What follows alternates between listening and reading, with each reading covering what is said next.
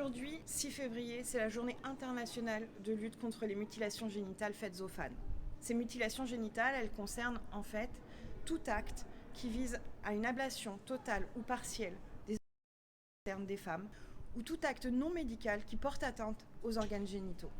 Ces actes sont le plus souvent pratiqués sur des jeunes filles, dès la naissance jusqu'à 15 ans. Ce sont des actes barbares et handicapants et qui peuvent avoir des séquelles à vie. Ça va de la difficulté à uriner jusqu'au décès et ça passe aussi par des difficultés au moment de l'accouchement, des pertes de sensations totales ou partielles empêchant jusqu'au plaisir et des douleurs à vie. Ces pratiques sont interdites en France. Et pourtant, on en constate encore, parfois dans la clandestinité, mais parfois aussi dans le milieu médical, notamment lorsqu'il s'agit de personnes nées intersexuées. En France, dans ma circonscription, une femme a demandé l'asile pour empêcher que ses filles soient excisées. Et pourtant, on lui a remis une OQTF, l'obligeant à rentrer, la renvoyer auprès des gens qui veulent pratiquer ces mutilations génitales sur ses enfants. Avec mon groupe de la France Insoumise, nous demandons qu'il existe aujourd'hui un droit d'asile pour empêcher ces mutilations génitales et sauver ces femmes qui réclament à pouvoir éviter d'être mutilées. Nous exigeons aussi que ces mutilations génitales n'aient plus lieu sur les enfants intersexués lorsqu'il n'y a aucune raison médicale à ces actes chirurgicaux.